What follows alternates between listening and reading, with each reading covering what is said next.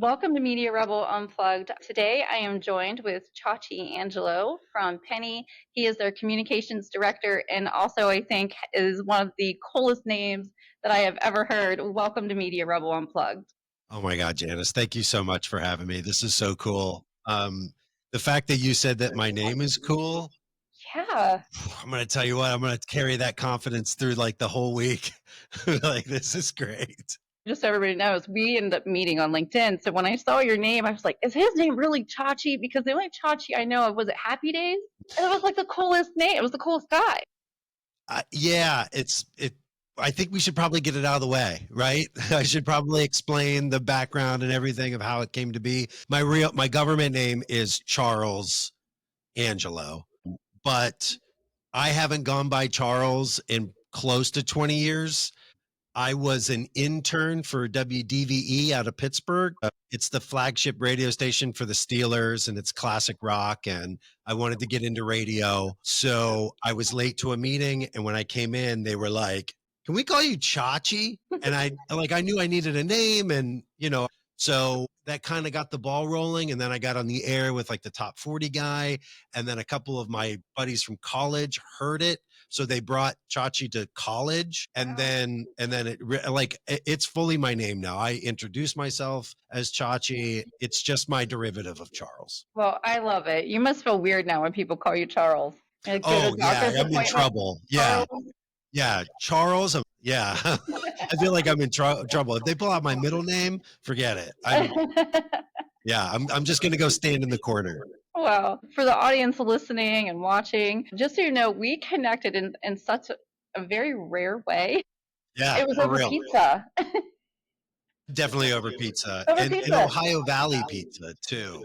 Yeah. So I had shared this post on LinkedIn. I had just received news from my mom. This little pizza shop down from their house was closing, and I now live 2 hours north of there. And so every time I go back, I get the hometown pizza because Ohio Valley pizza is like no other. I don't care what you say.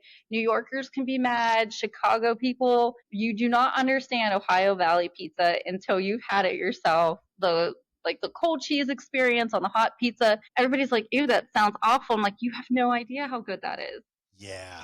I try to explain Ohio Valley pizza to people and they look at me like I've got three heads. The fact that they're baking the pizza with just the crust and the sauce on a gigantic tray, like a tray that gives you, like 24 cuts, little square pieces. And I go, they pull out that tray and they put on the cold cheese and cold pepperoni, and then they close the lid. So the cheese is getting melted a little bit. But not so much where it's like super gooey, like a regular New York style or whatever the lasagna is that Chicago serves up. Like that is like a full lasagna in that deep dish. And it's also really good when it is cold. You can have it after you get back from the bar and it's perfect. It's all that you would ever want. But yeah, us connecting on LinkedIn, that was so organic. I clicked on your I clicked on your name and I was like, oh, she's got a podcast. Let me just join her podcast. We'll talk about that for 90 minutes. Straight Ohio Valley pizza. But then I think we were going back and forth about like you growing up in Steubenville. Yeah, so I grew up actually in Mingo Junction, so it's even smaller. Yeah, it's right down the ways. Yeah. Tiny town of 2,500 people, maybe 1,500 at this point. It gets smaller and smaller every year. Yeah, Mingo Junction is very tiny. Yeah. I have a cousin that grew up in Mingo Junction. I grew up in Weirton. So I was telling my daughter that I was doing this podcast and I was like, I'm going to be talking with somebody from Steubenville. And she goes, Stupidville? And I was like, yeah, it's right across the river from Weird Town. Because we always had those barbs thrown at us. And another thing too, I was just back home this past weekend. Obviously got DiCarlo's pizza because that was my hometown. Downtown, the ovens have to be older than the revolution. Oh yeah. The teenagers that are working there have to be more baked than Mrs. Fields. Like they've got to be. That's what makes that pizza so unique and great. But I was just back home and I realized too that somebody pronounced the word Route two different ways, and all you have to do is tell them which side of the river they're on. It's Route 2 and Route 7, from the valley. So how did you get out? Yeah. How'd you Oh get my out of God. the valley? It's so funny you say that because I just interviewed somebody else. I'll be a guest on his podcast. And as he termed it, I escaped from the valley. He lives in Columbus now, and he's a professor at a college nearby. And he goes, I always ask people, how did you escape? It's funny and sad to me that we term it that way. But it was for a job. So I had started at WTOV9, and I ended up taking another job to transfer another Sinclair broadcast station in Myrtle Beach. Nice. And so I was like, heck yeah, I'm out of here. I'm moving to the beach. I'm making twice the amount of money. This is going to be great. And then my marriage fell apart and we started divorce talk there. And South Carolina is really unfriendly when it comes to divorce. It's very difficult. Really? So, yeah. So we ended up back in Ohio, and it felt like one of the biggest failures of my life. Coming back? Yes. I mean, it was less than a year, and I ended up coming back, and it was just devastating. I Isn't mean, it crazy how the things that kind of throw you and go, man, I messed up, or yeah.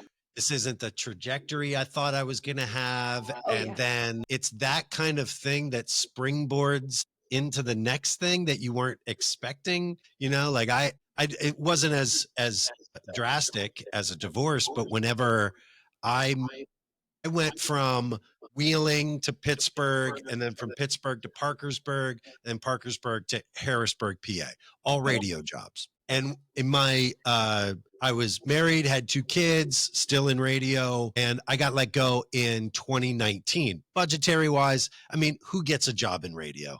Who has a job in radio anymore? Yeah. Tough. Yeah. So, especially whenever you can have like full length conversations over a podcast medium, if that's what you're looking for. If you're looking for music, you can create your own radio station, there's just not a real need for it. Like the weather app, the traffic app, there's just not a real need for radio anymore.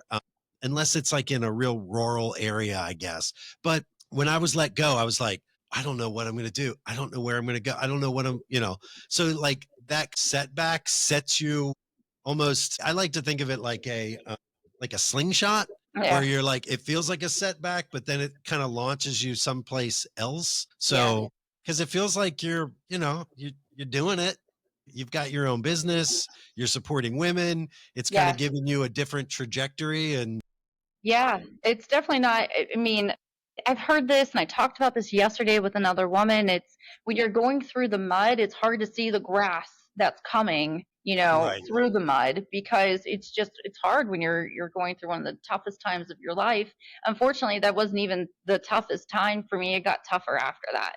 I ended up taking a job it was with Gatehouse Media, which we acquired Gannett, and I was traveling all over Ohio. I was a regional digital manager, and I made a decision to move in with my then boyfriend I had known since high school. And COVID hit. We were all at home, and I will say it wasn't the best relationship, but he ended up physically assaulting me so badly he almost killed me. Oh, And so from that, I had to immediately leave, the situation I was in there. And then I took about a year to recover the best that I could and to heal. So I was diagnosed with PTSD and I couldn't return back to my job the way I had prior as I was just still reeling from what I had gone through. And he served 18 months in prison. He was charged with a F2 felony, so the second worst felony that you can get. And when they released him, even though there's like the stipulation, like you can't be so close to somebody, it honestly doesn't mean anything because they were like, well, show us the proof. So I'm passing him as I'm going to my parents' house. And I was just like, I cannot live here any longer. I already do not like being here. Now I have even more of a reason to get out. And so I ended up getting hired on as an ad director for an ad agency in Canton, Ohio. And that was my escape. I'm so sorry that happened, Janice. I'm so sorry. But like you said, you don't realize when you go through things the trajectory that it's throwing you. Yeah. And that created more of a purpose for me, for my life, and for me to be motivated to give other women a chance to tell their stories, Yeah. whether it's personal or professionally. And I wouldn't have been moved to do that had it not happened. And how many kids do you have? I have 5. 5 kids. Yeah. Holy. Yeah. My oldest son will be 25 this month. No way. Yes. You don't have a 25-year-old. I do. Get It's out. crazy. I know. He'll be 25. Yeah. So what are their ages? Okay, so 25 down to 25, 18, 17, 16, and 10. you were in the muck. You're climbing out of the muck, but you were in the muck. Yeah. Holy crap. Yeah. 4 boys, and then I finally have my daughter. 4 boys too. See, Yep. I only I have 2. They're 9 and 7, and it's just now that you can just go get in the car. I know. I'm a glutton for punishment. I've got a podcast. I've got 2 digital agencies. I'm on the board of my chamber. I'm a single parent. It's like, just add one more thing. It's no big deal anymore. It's like, oh well. But you made it out of the valley. You're I out of the did. valley. I'm out of the valley. And I going back to going back to what your friend said about from Columbus about Yes. getting out of the valley, because there's definitely, I didn't really think about that or explore that, but getting out of the valley is certainly like a goal. It's because it's the Rust Belt, that when steel went away, it created a crater, drugs, crime kind of moved in, and the opportunity that my parents had just isn't there anymore, where Right. you come right out of Weir High and get right into the mill. And as long as you worked hard, you could get a union job. You could have that protection. You could buy a home that was, relatively affordable. You could raise a family on a single income. Right. It's just not there. No. If you really want to find that opportunity, you almost have to get away from the valley. And I think that was what was kind of pushed down us. You remember Stand Up for Steel? Remember those? Oh, yeah. Like, Yes. that whole movement where it was like, we got to protect it, where I don't know. It felt like if you want to have a better life than what's happening here in the valley, get an education and get out, go somewhere else. Right. Because you're gonna be hard pressed to find a radio job, a media job that you're going to actually, things that we were interested in doing. Yeah, I mean, everybody starts at WTOV9. Nobody stays there. It's one of the smallest stations that Sinclair Broadcast owns. This is why some people are like, why do we have so many anchors that are new?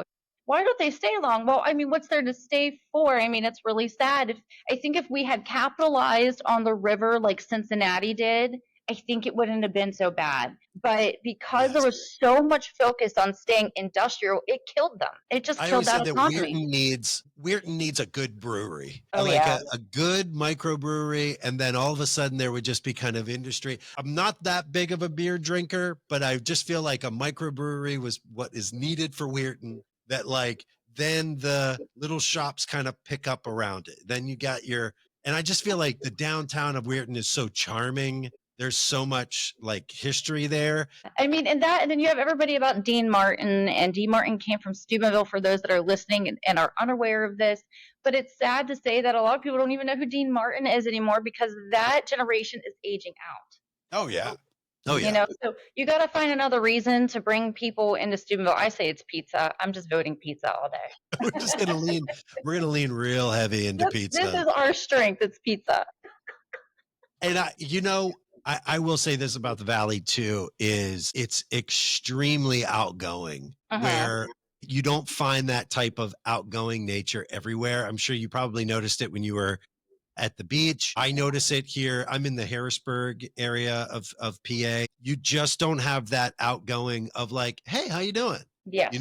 And there's a pause of like, I'm waiting for an answer. I do care about your well-being. That there's a friendliness but not Midwest, like there's a genuineness to it for the Valley. And there was a lot of Um, there was a lot of ethnicity, considering it was West Virginia and Appalachia, part of Ohio. Like I grew up with a lot, like you walk through the cemetery, the St. Paul Cemetery in Weirton, you're going to Yeah. see a lot of names ending in I and O and ski. And there's Yeah. just a lot of, there was just a lot of immigrants that came over and set up shop, were able to find good jobs, raise families. And I feel like that's kind of, that piece of it too is kind of fading out, as well as the steel industry. Yeah, I mean, I think back to even when I was younger. So I'm Italian. You wouldn't know by my last name because I have my husband's last name because nobody could say my maiden name. They would see the spelling and they would butcher it so bad. So I know everybody's curious now. The name is Ceffadone, Oh, my goodness. but You have to say you it have while to you do give the it. pinch. Huh? The pinch. Ceffadone. But people will say Ciafordone, Saffordone. It's because it's CIA, then the word far, then the word done. So, my dad's always been Saf. He was always Saf at Oh, work. And it bothered me because I've always been a stickler for proper grammar and pronunciation. So when I got divorced, I thought, well, I got two good things out of it. I got my daughter and I got the last name. Becker is easy. something that everyone can pronounce. Yeah, but I mean, I think about, my great great grandfather immigrated over and set foot down in Mingo Junction because, like you said, it was steel. The steel jobs were there for them, and crazy story, he ended up murdered actually 2 years after immigrating here. Wow, this podcast just became Right? a true crime podcast. This Let's is go. Where right. It is. It is true crime. I don't know. Nobody knows who shot him. The story was that a it lot of was mob. Hey, I was saying there was a lot of ethnicity, a lot of Italians. There's some mob influence too. what mob, Chachi? To this day, my family, my older Italian family, will say that no, that never existed. And I'm like, okay, My great grandfather, so my nana's dad, uh was murdered. He was hit by a car intentionally huh. because he was trying to start a union. Oh, wow, Uh huh. wow. I didn't know we were going to bond over murder. And if we want to, this is my family's big secret. That's not a secret anymore. Uh huh. So whenever I said my cousin grew up in Mingo Junction, my mom's brother got a girl pregnant, and he was too scared to tell my grandfather about it, so he committed. Oh my god. And the girl kept the baby, had it put up for adoption, and no one knew what happened with this girl. My mom and my aunt were like, we got to figure out what came of this baby. Yeah. They hired private investigators, and there was like a show that used to be on, like kind of like a Maury type of show that like would investigate for you. They hit up this show, and here they found her, and they reached out to her, and they were like, hey, we don't want anything from you, we just want to like know you, and tell you that there's a whole family here that like cares about you, wants to know you. Turns out, obviously she was a little guarded at first. She grew up in Mingo Junction. We were in Weirton. Oh Like, how wow. many times did we pass her Yeah. at the Fort Steuben Mall? Or Right. how many times did we pass them at the Gabriel Brothers in Weirton? Like Yeah. Mingo Junction, you would easily shop in Steubenville, in Weirton, for Yep. things that you would need, So how Yeah. many times did we pass her? She looks a dead ringer to my cousin. They're like, Wow. they could be sisters. And then the relation just kept flowing to the point where they would come on vacation with us. We would spend Christmas with them. Oh. Like when you said Mingo Junction, I was like, should I tell that story? If we're talking about murder and things like that, like, why Yeah. not?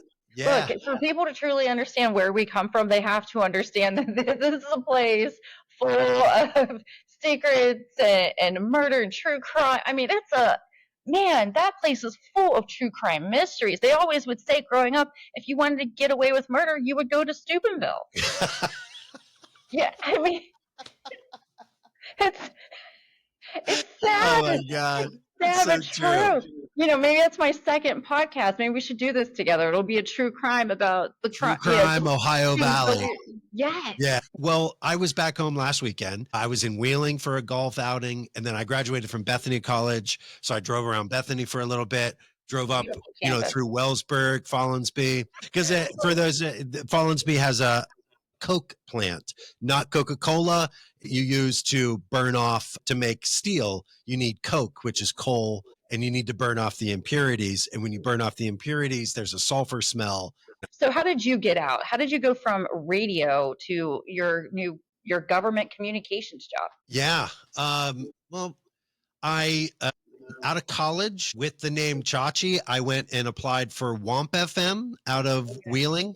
Loved WOMP. Yep, I was doing part-time at WOMP, and I remember talking with the program director, and she was like, Cindy Taylor. Cindy Taylor? I know Cindy. Yeah. Yeah. So she hired me. Okay. So you should have her on the podcast, because I bet you she has a I ton of haven't stories. seen her. I haven't seen her, talk to her in like 6 years. Yeah, you should bring her on. She would be really good. Yeah. She was like, "Do you have a name?" And I was like, "Chachi?" And she was like, "Kind of retro, kind of cool. Okay." So then when I graduated, there was a guy that was running the board for the morning show, but then he hosted like a midday show. He went crazy, and Cindy was like, "Why don't you take this full-time job right out of school on the radio? Game on." Wow. WOMP eventually turned to a Jack FM, which has no jocks. WOMP FM is back, by the way. I don't know if I you know. knew. I It's did. back. It's awesome. Johnny is one of my favorite people in the entire world, and he brought WOMP FM back. But since it was Jack FM, I wasn't able to be on the air, so I went kind of behind the scenes doing production. But I really wanted to be on the air, so it was the same company, Forever Media, owned Froggy in Pittsburgh. So I got in touch with them, and I was like, "Hey, really want to be on the air." So I got a Sunday shift on Froggy in Pittsburgh, which is a whole network in Pittsburgh. It's not just one station. But it was out of Steubenville. There was one stick out of Steubenville, 103.5. So I started doing Sundays, and then started doing fill-ins, whenever they would need somebody during the week or in the evenings. And then the evening guy went crazy, and they offered me that position. So I'm 23, and I'm now on a syndicated country network, able to go to like, Bettis's Grill outside of Heinz Field, and, broadcast before a Steelers game, and interview country stars. I interviewed like Hank Williams Jr. That's cool. But then I'm hosting the 7 to Midnight show. I felt like I was kind of behind on a lot of different things that my friends were doing in the evenings. So I stepped away. I was a headhunter for a little bit. I worked marketing for a little bit. And then I was like, I really miss radio. So I started doing part-time in Pittsburgh again. And then I caught wind that they were looking for a program director for a country station in Parkersburg. So I just took that job, more of an air check and get out. So 18 months later, I'm in Harrisburg, hosting a morning show for a country station that they had out here. It did a couple iterations, and then in 2019 was let go, budgetary reasons, and was unemployed way up until March 1st of 2020. And I got hired as the marketing communications manager for what is now Pennie, Pennie.com, and it's the Pennsylvania version of healthcare.gov. So if you don't get health insurance from your job or from Medicaid, or if you're under the age of the Medicare line, so if you're not 65 yet, this is a place where you can get health insurance. If you lose your job, this is a place where you can get health insurance until you get a job. So that's how I ended up where I am. It's still fully remote, which I appreciate. Yeah. But, at the same time, gained a whole new set of skills, in this job that has really helped me in just other aspects of life, leadership, how to properly draft a press release, how to engage with the press, because I was always the press. Yeah. So now I've got to be on the other side of it, Yeah. convincing my coworkers that if they use a 10-cent word, that it's not going to get you any bonus points anymore. Like, I've got a real big push for plain language, because insurance is complicated enough. if you can have an accessible way in, you know what I mean? And explain what a marketplace is. Yeah. Explain what you're talking about with health insurance, why you need health insurance. That's been a major push for me. And I know that you were talking a lot about women centric businesses supporting women. Like Yeah. I've I've really only hired and looked for hiring women when it comes to this role. I just think that there's an empathy, there's a prod, there's like a I feel like women are built to be project managers. Oh yeah. There's just a mindset of we've got to do this, this, and this. You know, I've got an outreach manager and my Marcom manager are both women, stellar. I feel like sometimes I just need to get out of the way or give them the tools, the resources, break down barriers so that they can flourish. Great female managers running this statewide agency for sure. That's awesome to hear. And I know the audience was probably thrown for a minute to hear a man on here because we started out with like, we just talked to women about the daily grind. But, it became apparent that if it wasn't for men in leadership roles supporting women and encouraging them to go on, because I think sometimes as women, we don't feel like we're worthy. They say, I forget the statistic, it's a big number about, I think it's like 95% of women won't apply for jobs they feel they are unqualified for, whereas men will. We were talking before you started hitting record about how I feel that I'm at the very top of the bell curve of a mediocre white man. When somebody would come to me, early on in this role, my imposter syndrome in this role just ended like last week, where I feel like, oh, I belong here. I always feel like even in a remote job, somebody was going to walk through this door behind me and go, who let you in here? Because I was on the radio and I was telling fart jokes for 15 years. And now they're asking me of like, well, what do you think of this brand color? And what do you think of this messaging? Or what do you think, what's your strategy for reaching the underserved populations? And I'm like, yeah, what, me? You're asking me?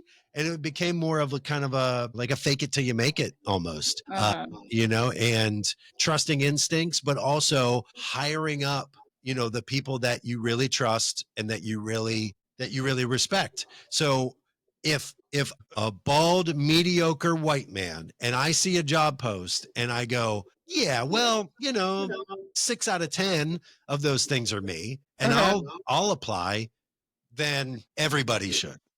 Men, women, yeah, everyone should apply for it because don't let yourself be your own barrier. I think that's great advice to give people, anybody, male or Get out of your female. own way. Yeah, yeah, If it's applying for something, if it's asking for a raise, if it's you've got to like almost be your own agent.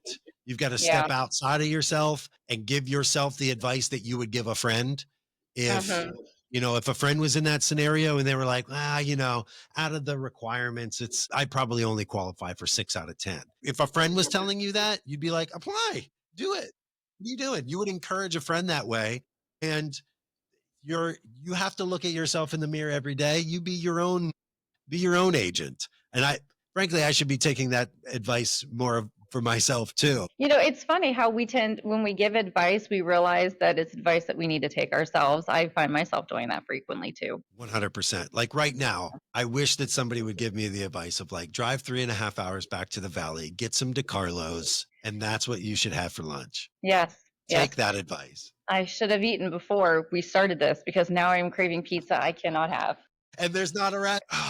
You know what the deal is those pizza shops weren't just a place to get pizza. Right. Like It was the hangout. it was a place to hang. It was a third space. Have you heard people talking about the third space No, and the death of the third space? I have not heard this. So first place is home, second place is work, Mhm. and there's been a death of the third place. So a third place would be church, the bar, the VFW, the bowling league, the the other place that you would go to hang with people, the Sheets parking lot, the you know, or the pizza shop that also had um a pinball Yep. machine or a ping pong table or a pool table. it's the third space. And there has really been kind of the death of a third space where it always used to be church or it always used to be the bowling league. And like it's now the third space is on your phone. Yeah. And it, with the death of a third space, it gets us into our own bubble where now we're not experiencing other opinions, we're not experiencing other cultures, we're not experiencing others in a shared space where we're all there for the same reason, but Yeah. you're in a bowling league now with a with say a Republican or a Democrat. Now you're hearing their opinions. And it's like, well, we're both in on the church thing or we're both in on the bowling thing, you know, where we've got that in common and I can listen to your opinions on things. Where if you don't have that third space and it's only behind a screen or behind your phone or behind a keyboard, it's not fostering the collaboration. It's not fostering the acceptance of people, and Yeah. it's not, it's funny how we're having the conversation start with pizza and you go into more societal ills, but it really does kind of come back to that of like, that was a place for us to hang out. That Yeah. was, especially you're not 18, you're not 21, you can't go Mm. to those other places. Like it was a place for us to go where, you get a couple slices of pizza, you hit on this girl, you bum a cigarette from the kid that was able to steal them from their dad, you play a little pinball and you're out, but like having that space, having that third space is, I think, really, really important for us to kind of still hold on to or search for. If someone's listening and they're going, well, what is my third space? And if you can't answer that, then it's something that we should probably be trying to search for, whether it's a book club, whether it's maybe the third space is your kid's soccer team. You know what I mean? Uh-huh. Like that's still a place that you go that's not work and not. Yeah, I just had that conversation with my therapist yesterday, actually. She was like, "What about just like getting out in nature? Do you do that?" So we're talking about just grounding myself because I am so busy juggling the businesses and the kids and all the things, and you don't feel human sometimes. You just feel like a machine. Just Yes. just how do I keep everything running and functioning smoothly? And I am the last thing that's thought about at the end of the day. So she was like, maybe you should look into that. And so last night I took a nice like hour-long walk around my neighborhood, and I was like, what? I do need to do this more often. And because I saw different cultures within my own neighborhood that I wouldn't have experienced before that. And I think that's the downside to technology and the algorithm knowing what we like. And so it keeps serving us the same thing over and over and over because, if you're a Republican, you're going to keep seeing that content. If you're a Democrat, you're going to keep seeing that content. And if you like to cook food, you're probably going to keep seeing the same type of recipes that you like over and over again. And that's the bad thing, that it takes us away from what differentiates us and what makes us a community and a culture by having all of these blended things. And I heard somebody not long ago say how millennials were the last generation to experience that we were just coming into the digital era. Like, I remember listening for the songs with my cassette tape ready to record on the radio, just waiting for my favorite song or to dedicate my song to the boy that I liked at the time. Uh, or the penny candy that I would go buy down the street. That that's unheard of now. Nobody even knows what penny candy is. Waiting and playing outside until the streetlights came on. And now I wouldn't let my daughter go down around the corner because she might get kidnapped. I mean, so different. Yeah. I mean, we were raised pretty feral. We were. We could just run the neighborhood. My kids have like a real structured summer where Uh-huh. it's, they're going to this camp or they're going to be hanging out with their grandmother this week or whatever, it's very structured where I Yeah. don't remember there being anything other than maybe 1 week of like church school. Yeah. There was one Same. week where we were like Father Abraham and many children, and we're just doing a whole bunch of dancing in the pews where I just remember my mom going, "Get out of the house." And then we would come back for lunch, maybe. I don't remember that. And we would just be at the playground or riding bikes or in the woods, and we would find a stick and we would just, Right? and like come back with like maybe a broken bone or a bruise. And your mom's like, "What happened?" And you're like, I don't know. and it's very hard to parent with somebody that was not raised feral. Because I'm Oh like, yeah. well, why don't they just go out and play? They're like, you can't just do that anymore. I mean, it's amazing. Like, okay, great. So, all right. I think some of us were kidnapped, and we thank you for your service. But I think that there was a great point of like figuring it out on your own, figuring out what works, figuring out people, figuring out how to waste time, be bored, Uh-huh. of that zillennial range where we were raised in analog but came of age in digital. Yeah, Yeah. it really we really took off there from the pizza, didn't we? We did. Who knew that pizza could open so many doors? I feel like if every political conversation started with If pizza, who knew here, it's who knew pizza could open so many boxes. Can that be the title of the I think that's our title. I think that's it. Who knew pizza could open up so many boxes? That's the title of this episode. Yeah, I mean, again, when I posted that on LinkedIn, I posted it for the You nostalgia. got so much engagement, so many comments. I mean, it went insane. I had so many impressions off that. I could boost a post and it wouldn't get as many impressions as that got. And I think that says a lot, again, culturally too, where we're at and trying to stay united as this community and what we long for, yet where we're going isn't where we want to be, you know? It's very interesting. Like Very interesting. I That's think a just as really a great point. isn't it? Why are we doing this to ourselves? Why does the technology keep evolving this way when yet we're more miserable from it? And we miss the days that When you did everything get so crappy? burn the iPhone. Seriously, head down into the phone. Well, it has been really nice talking to you about that and Yeah, having a nostalgic conversation, but also a real highlight of what made the Valley so good, what makes hiring women so good, yeah, and supporting women so well. I do want to put in a quick plug for my sister's business if I can. absolutely. It Yeah. is Witty Voyager, and they got that Voyager because their first logo used to be our Dodge Voyager van. You know, My, the one we with the have one slider too. on the side and the Yeah. bench seat in the middle. So it's yeah, wittyvoyager.com.